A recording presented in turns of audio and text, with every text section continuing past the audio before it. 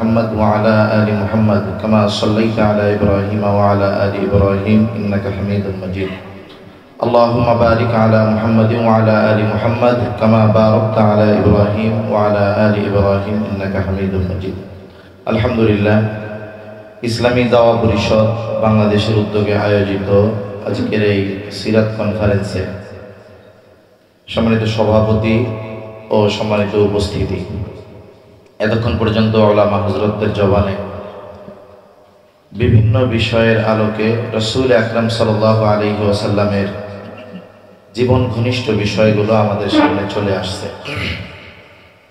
সকলেই খুবই গুরুত্বপূর্ণ আলোচনা করেছেন। আমিও একটা বিষয়ের উপরে আলোচনা করব, তবে একেবারে লম্বা আলোচনা নয়, একেবারে সংক্ষিপ্ত। আল্লাহ সুবহানাহু ওয়া তাআলা রাসূল আকরাম সাল্লাল্লাহু আলাইহি ওয়াসাল্লামকে আমাদের জন্য অনুকরণীয়, অনুসরণীয়, আদর্শ, আইডল যেটাই বলেন না কেন, আল্লাহ তাআলা সেটা হিসাবে অভিহিত করেছেন। রাসূলের জীবন আদর্শের মধ্যেই আমাদের জন্য রয়েছে উত্তম শিক্ষা। রাসূলের জীবন আদর্শ হলো এমন এক আদর্শ যেটা সবচেয়ে নিরাপদ।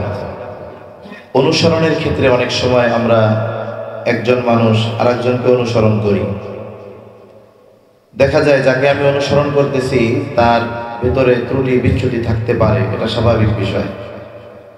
কিন্তু রাসূল আকরাম সাল্লাল্লাহু আলাইহি ওয়াসাল্লাম এমন একজন অনুসরণীয় ব্যক্তিত্ব যে তার অনুসরণ যে করবে সে সবচাইতে নিরাপদ, সে সবচাইতে সেফ। কারণ তার অনুসরণ আমাদেরকে আমাদের মূল গন্তব্য জান্নাত পর্যন্ত পৌঁছিয়ে দিবে। তার রাসূল আকরাম সাল্লাল্লাহু আলাইহি ওয়াসাল্লাম আমাদের জন্য আদর্শ, অনুসরণীয়, এটা আল্লাহ তাআলার পক্ষ থেকে সুসাব্যস্ত একটি বিষয়। সাথে সাথে রাসূল আকরাম সাল্লাল্লাহু আলাইহি ওয়াসাল্লাম ও বিভিন্ন হাদিসের মাধ্যমে আমরা জানতে পেরেছি, নবীজি জানিয়েছেন, ইন্নামা বুইসতু লিউতাম্মিমা মাকারিমাল আখলাক, আমাকে উত্তম আদর্শে পূর্ণতা প্রদানার্থে প্রেরণ করা হয়েছে। নবীজির আগে যত নবী দুনিয়ায় এসেছেন সবাই উত্তম আখলাকওয়ালা, কোনো সন্দেহ নাই। কিন্তু মুহাম্মদুর রাসূলুল্লাহ সাল্লাল্লাহু আলাইহি ওয়াসাল্লাম ইনি শুধু উত্তম আখলাকওয়ালা এমন নয়, বরং এই উত্তম আখলাকে আল্লাহ তাআলা ওনার মাধ্যমে পূর্ণতা দিয়েছেন। এজন্য রাসূল সাল্লাল্লাহু আলাইহি ওয়াসাল্লামের আখলাকের একটা গ্রাফ আছে। গ্রাফ যেমন অনেকে যখন একটা অসুস্থ রোগী খুব কঠিন অবস্থার মধ্যে থাকে, লাইফ সাপোর্ট লাগানো হয়, মুখে যখন তার মাস্ক থাকে লাইফ সাপোর্টের, তখন একটা স্ক্রিনের মধ্যে দাগ দাগ এরকম অনেক রেখা দেখা যায়, উঁচু নিচু, যে উনি কতটুকু অক্সিজেন নিচ্ছেন, অথবা চিকিৎসা বিজ্ঞানের ভাষায় ওনার হার্ট কতটুকু সচল আছে, উনি কতটুকু পরিমাণ ওনার পুরা অর্গানগুলো বেঁচে আছে। বলে না যে 99% মরে গেছে, এরকম বলে। তা কিসের ভিত্তিতে বলে? গ্রাফটার ভিত্তিতে বলে, যে কিছু সময় উঁচু হয়, নিচু হয়, এভাবে চলতে থাকে। তার মানে দুনিয়াতে যত মানুষ আছে, মানুষের যত পরিচয় আছে, সব পরিচয়ের ক্ষেত্রে কেউ পরিপূর্ণ, পূর্ণাঙ্গ, উত্তম আখলাক অর্জন করতে পারে না। যেমন একজন ব্যবসায়ী, দেখা যায় সে ব্যবসায়ী হিসাবে ভালো, কিন্তু দেখা যায় সে তার পরিবারের সাথে আচরণের দিক দিয়ে ভালো না। দেখা যায় একজন ব্যক্তি সে একটা দিক দিয়ে ভালো, পরিবারের সাথে ভালো আচরণ করে, কিন্তু পরিবারের বাইরে সে মানুষের সাথে ভালো আচরণ করে না। তার মানে আমাদের ব্যক্তিগত জীবনে হোক, কর্মজীবনে হোক, যত ধরনের পরিচয় আছে, প্রত্যেকটা পরিচয়ের ভালো মন্দ এমন একটা গ্রাফ, যে আমি একটা পরিচয়ে ভালো, আর এক জায়গায় আমার এই ভালোটা একটু কম। কিন্তু রাসূল সাল্লাল্লাহু আলাইহি ওয়াসাল্লামের ব্যক্তিগত যত পরিচয় আছে, পারিবারিকভাবে একটা মানুষের অনেক পরিচয় থাকে। যেমন আমি একজনের সন্তান, সন্তান হিসাবে আমার একটা পরিচয় আছে। তারপরে আমার সন্তান আছে, তাহলে পিতা হিসাবে আমার একটা পরিচয় আছে। আমি একটা মেয়ের স্বামী, সেই হিসাবে আমার স্বামী হিসাবে একটা পরিচয় আছে। আমার ভাই আছে, সেই হিসাবে আমার ভাইয়ের একটা পরিচয় আছে। এরপরে বোন আছে, এই বোনের ভাই হিসাবে আমার একটা পরিচয় আছে। তার মানে একটা ব্যক্তির অনেক পরিচয় থাকে। দেখা যায় কেউ ভাই হিসাবে ভালো তো বাবা হিসাবে ভালো হতে পারে নাই, শ্বশুর হিসাবে ভালো কিন্তু স্বামী হিসাবে ভালো হতে পারে নাই। কিন্তু রাসূল সাল্লাল্লাহু আলাইহি ওয়াসাল্লামের চারিত্রিক গ্রাফটা হলো এরকম, ব্যক্তিগত যত পরিচয় আছে, মানুষের সাথে যত পরিচয় আছে, ঘরে কিংবা বাহিরে, সব জায়গায় রাসূল সাল্লাল্লাহু আলাইহি ওয়াসাল্লামের আখলাক সর্বোত্তম। এটা দুনিয়ার আর কোনো মানুষের ক্ষেত্রে এটা নাই। আবার রাসূল সাল্লাল্লাহু আলাইহি ওয়াসাল্লাম কেন আমাদের জন্য অনুসরণীয়, কোরআন হাদিস দিয়ে আমি এখন কিছু বলবো না, আমি শুধু একটা বইয়ের কথা আপনাদের বলবো, বাংলাদেশে এটা পাওয়া যায়। বইটার নাম হলো মানবতার নবী মুহাম্মদুর রাসূলুল্লাহ সাল্লাল্লাহু আলাইহি ওয়াসাল্লাম। বইটা লিখেছেন অল ইন্ডিয়া মুসলিম পার্সোনাল ল, একটা বেসরকারি সংস্থা আছে। এই সংস্থার সেক্রেটারি উনি ছিলেন প্রতিষ্ঠাতা সদস্য মুফতি খালিদ সাইফুল্লাহ রহমানী। আর বইটার অনেক অনুবাদ আছে, আমাদের দেশে প্রতিযশা একজন লেখক আছেন মুহতারাম জাইনুল আবেদিন সাহেব, উনি এটার অনুবাদ করেছেন। এই বইটার মধ্যে আসছে যে একটা প্রশ্ন, কে হতে পারে গোটা সৃষ্টি জগতের জন্য আদর্শ, আইডল বা অনুসরণীয়। এখানে লেখক কয়েকটি বিষয় উল্লেখ করেছেন যে নিম্ন বর্ণিত কোয়ালিটিগুলো যার মধ্যে থাকবে, গুণগুলো যার মধ্যে থাকবে, সে গোটা সৃষ্টি জগতের জন্য অনুসরণীয় হতে পারে। নবীজির আগে যত নবী এসেছেন এরাও তার উম্মতের জন্য অনুসরণীয় ছিলেন, কিন্তু গোটা সৃষ্টি জগতের জন্য অনুসরণীয় আল্লাহ তাআলা বানান নাই। কোন কোন কোয়ালিফিকেশন বা যোগ্যতার কারণে এটা হবে? এক নাম্বার, সম্মানিত লেখক উল্লেখ করেছেন যে তিনি প্রেরিত হবেন নির্দিষ্ট কোনো জাতি গোষ্ঠীর উপরে নয়। কারণ নবীজির আগে যত নবী দুনিয়ায় এসেছে প্রত্যেকেই কোনো গোত্র, বংশ, এলাকা ভিত্তিক নবী ছিলেন সকলে। কিন্তু মুহাম্মদুর রাসূলুল্লাহ সাল্লাল্লাহু আলাইহি ওয়াসাল্লাম উনি নির্দিষ্ট কোনো জাতি, নির্দিষ্ট কোনো গোত্র, নির্দিষ্ট কোনো বংশ, নির্দিষ্ট কোনো এলাকার জন্য নবী না। আল্লাহ তাআলা আমার আপনার নবীজিকে গোটা সৃষ্টি জগতের জন্য নবী হিসাবে অভিহিত করেছেন, গোটা সৃষ্টি জগতের জন্য নবী বানিয়েছেন। আল্লাহ তাআলা কোরআনুল কারীমের মধ্যে বলেন, কুল ইয়া আইয়ুহান নাস ইন্নী রাসূলুল্লাহি ইলাইকুম জামিআ। আল্লাহ রাব্বুল আলামিন বলেন, আপনি বলে দেন, ইয়া আইয়ুহান নাস, হে মানব সম্প্রদায়, ইন্নী রাসূলুল্লাহি ইলাইকুম জামিআ, আমি তোমাদের সকলের জন্য আল্লাহর পক্ষ থেকে প্রেরিত হয়েছি। তাহলে সকল সৃষ্টির জন্য, সকল মানুষের জন্য আমার আপনার নবী নবী, আমার আপনার নবী নবীদেরও নবী, যত মাখলুক আছে সকলের জন্য নবী। আল্লাহ সুবহানাহু ওয়া তাআলা, আমার আগে ভাই আহমদুল্লাহ জানবী সাহেব আয়াতটা পড়েছেন যে আল্লাহ তাআলা আমার আপনার নবীজির নবুয়তির পরিব্যাপ্তি তত দূর দিয়েছেন, নিজের রবুবিয়তের পরিব্যাপ্তি যত দূর পর্যন্ত।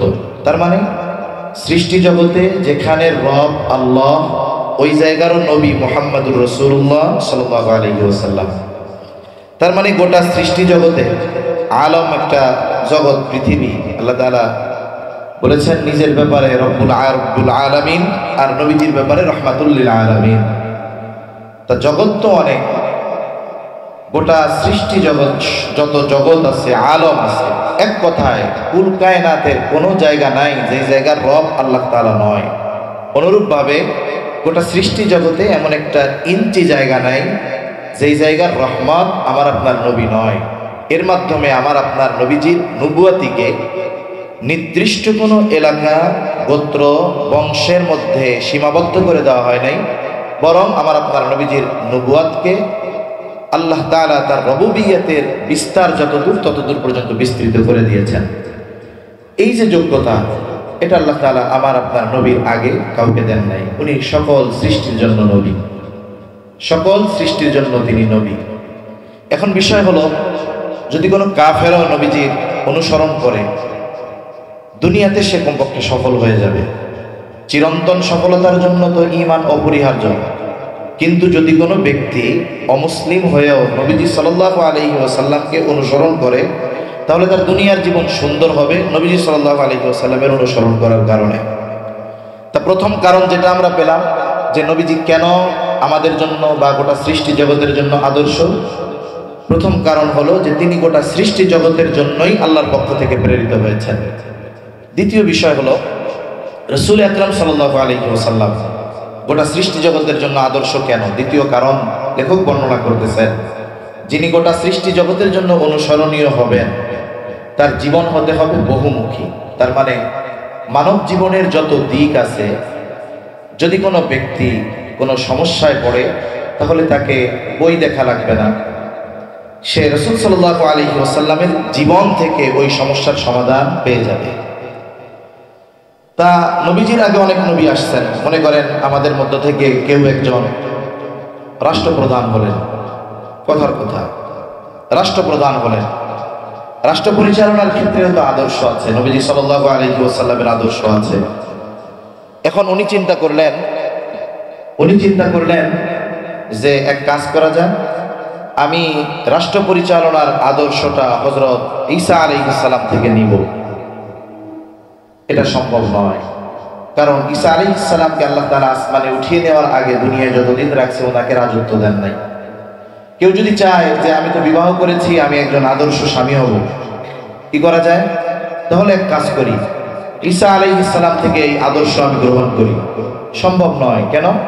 কারণ ওনাকে আল্লাহ তাআলা আসমানে উঠিয়ে নিয়ে যাওয়ার আগ পর্যন্ত যতদিন দুনিয়ায় ছিলেন উনি বিবাহই করেন নাই। এভাবে কোন নবীর থেকে একটা মানুষ যদি তার জীবনের সব দিকের সমস্যার সমাধান পেতে চায়, এটা সম্ভব নয়। কিন্তু মুহাম্মদুর রাসূলুল্লাহ সাল্লাল্লাহু আলাইহি ওয়াসাল্লামের জীবন এমন এক বহুমুখী জীবন।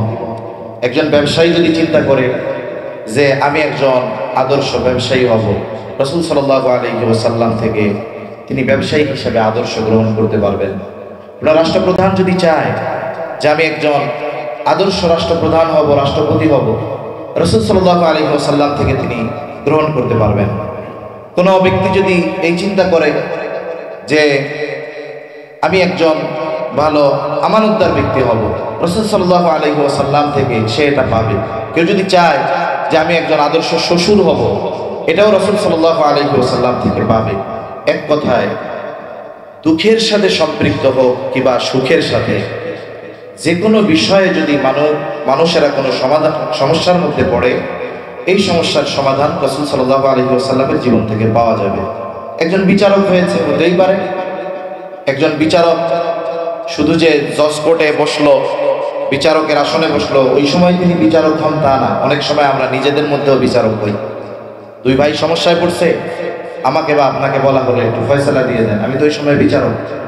এখন আমি যদি এই ক্ষেত্রে চাই যে আমি একজন আদর্শ বিচারক হব, তাহলে রাসূল সাল্লাল্লাহু আলাইহি ওয়াসাল্লাম আমার আপনার জন্য আদর্শ।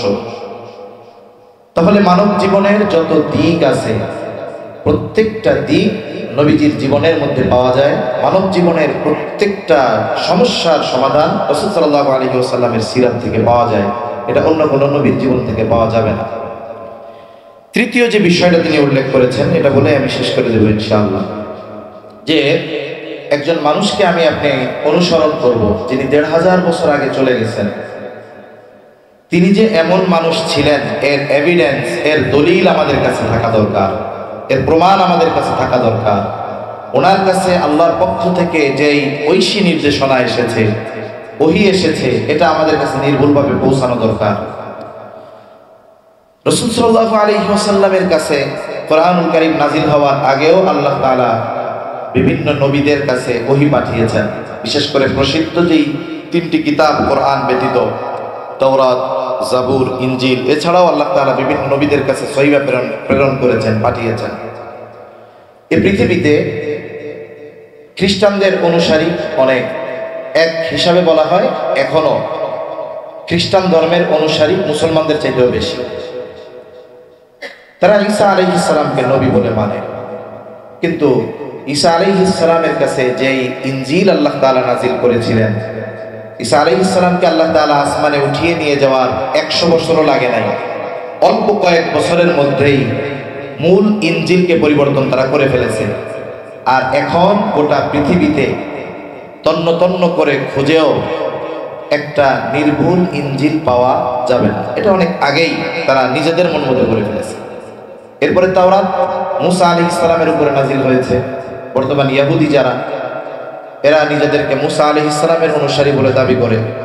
গোটা পৃথিবীর কোথাও খুঁজে একটা কপি তাওরাত নির্ভুল পাওয়া যাবে না, এটা অসম্ভব। দাউদ আলাইহিস সালামের উপরে জাবুর নাজিল হয়েছে, পাওয়া যাবে না। এগুলো 1 শতাব্দী লাগে নাই, অল্প কয়েক বছর পরেই তাওরাত বিকৃত করে ফেলেছে তারা, নিজেদের মন মতো এটাকে সংস্কার করে ফেলেছে।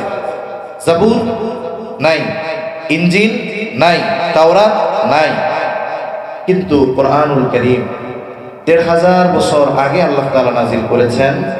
এই ১৫০০ বছর পরে একটা বাক্য বহুদূর, সূরা বহুদূর, একটা নুক্তা পর্যন্ত দুনিয়ার কেউ পরিবর্তন করতে পারে না। এর একটা যৌক্তিক কারণ আছে। যৌক্তিক কারণ হলো আল্লাহ তাআলা কোরআনের আগে যেই কিতাবগুলো ছিল এগুলো হেফাজতের দায়িত্ব যার উপরে নাজিল হয়েছে, যেই নবীর উপরে, তার উপরে দিয়েছেন।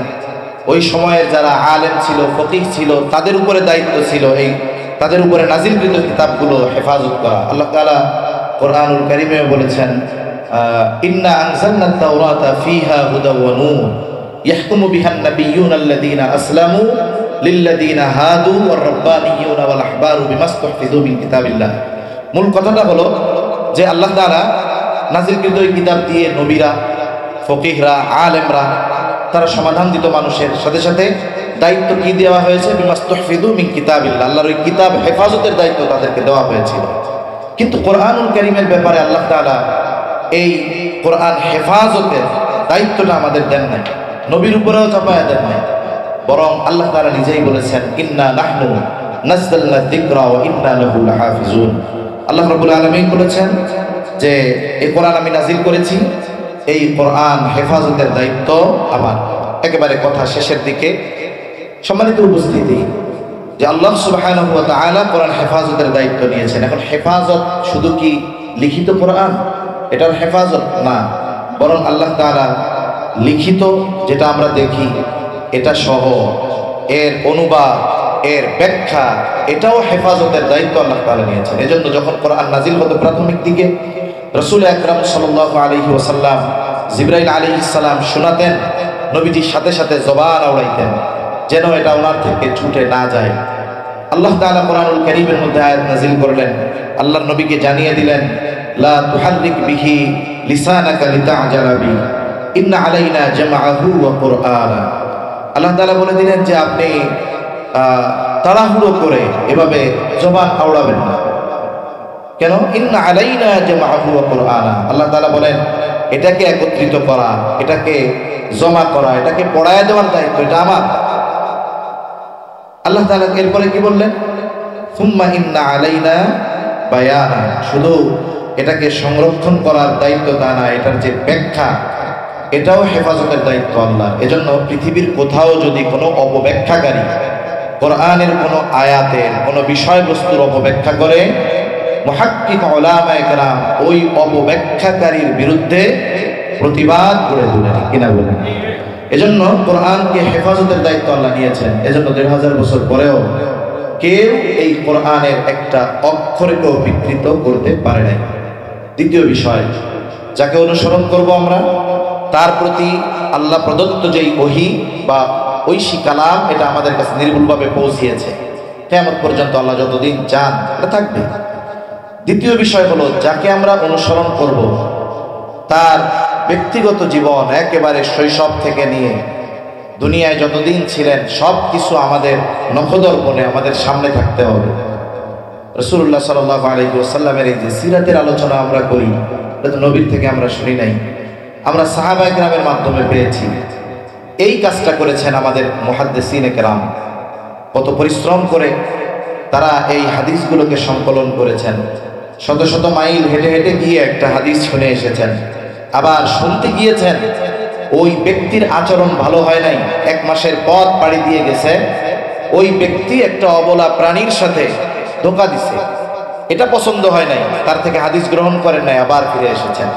এই যে উম্মতের কাছে নির্ভুলভাবে রাসূল সাল্লাল্লাহু আলাইহি ওয়াসাল্লামের ব্যক্তিগত জীবন, পারিবারিক জীবন, রাষ্ট্রীয় জীবন, এই বিষয়গুলো নবীজির প্রত্যেকটা বিষয় আমাদের কাছে নির্ভুলভাবে সংরক্ষিত আছে। শামায়েলে তিরমিজি অধ্যয়ন করলে আমরা কি জানতে পারবো? নবীজির দাঁত কেমন, নবীজি কেমনে হাসতেন, চুল কয়টা পাকছে, কি তিনি খাইতেন, কি তিনি পড়তে পছন্দ করতেন, কিভাবে তিনি হাঁটতেন, এ টু জেড তার দৈহিক অবয়ব সম্পর্কেও আমরা বিস্তারিত জানি। কিন্তু আপনি খুঁজেন মুসা আলাইহিস সালাম, ঈসা আলাইহিস সালামের অনুসারী দাবিদার এই পৃথিবীতে মিলিয়ন মিলিয়ন কোটি কোটি মানুষ আছে, যে তোমরা একটু খুঁজে দাও না, তোমরা যেই নবীর উম্মত বলে দাবি করো তার একটা জীবনী গ্রন্থ আমাদের সামনে দাও, কিয়ামত পর্যন্ত পারবে না। এজন্য সম্মানিত উপস্থিতি, যে রাসূল আকরাম সাল্লাল্লাহু আলাইহি ওয়াসাল্লাম আমাদের সকলের জন্য অনুসরণীয় এক উত্তম আদর্শ। তার আদর্শ যদি আমরা ধারণ করি, তার প্রদর্শিত পথে যদি আমরা আমাদের চলাকে অব্যাহত রাখি, ইনশাআল্লাহ আমরাও এক সময় সফলতার দ্বার প্রান্তে পৌঁছিয়ে যাব ইনশাআল্লাহ। তা সর্বোপরি কথা, আজকে যেই ইসলামী দাওয়া পরিষদ এর প্রতিষ্ঠাতা যারা, বিশেষ করে হাসিবুল্লাহ বিন সাইদ ভাই, তারপরে আমাদের রাশেদুল ইসলাম সিরাজি ভাই, ওরা আমার সাথে আলোচনা করেছেন, আমরা একসাথে বসছি। আসলে এই ধরনের সংগঠনের প্রধান উপদেষ্টা হওয়া এটা আমার মতো ব্যক্তির জন্য মানানশীল বিষয় নয়, কিন্তু ওনারা বলছে আবার একটা উসুল আছে নাকি সাংগঠনিক, উপদেষ্টা যাকে খুশি তাকে বানায় দেওয়া যায়, অসুবিধা নেই, অনুমতি লাগে না। এরপরে আমি আমার অপারগতা প্রকাশ করেছি, কিন্তু ওনারা মহব্বতের দাবি থেকে আমাকে উপদেষ্টা করেছে। হয়তো ভবিষ্যতে এই সংগঠনের আরও বিস্তৃতি ঘটবে, আরও সুন্দর ও বৃহৎ পরিসরে আয়োজন হবে, এবং এই সংগঠনের যেই লক্ষ্য উদ্দেশ্য এটাকে সামনে রেখে তারা যখন সামনে চলবে, তখন ইনশাআল্লাহ এই সংগঠনের উপদেষ্টা মণ্ডলীতে হয়তো দেশের শীর্ষস্থানীয় ব্যক্তিত্ব ওলামা হযরত বুজুর্গানে দ্বীনেরা থাকবেন। এজন্য আমরা দোয়া করি আল্লাহ তাআলা ইসলামী দাওয়া পরিষদকে কবুল করেন, এবং তারা যেই লক্ষ্য উদ্দেশ্য নিয়ে এই সংগঠনের সূচনা করেছে, আল্লাহ তাআলা তাদেরকে তাদের গন্তব্যে পৌঁছানোর তৌফিক দান করেন। ওয়া আখিরু দাওয়ানা আলহামদুলিল্লাহি রাব্বিল আলামিন।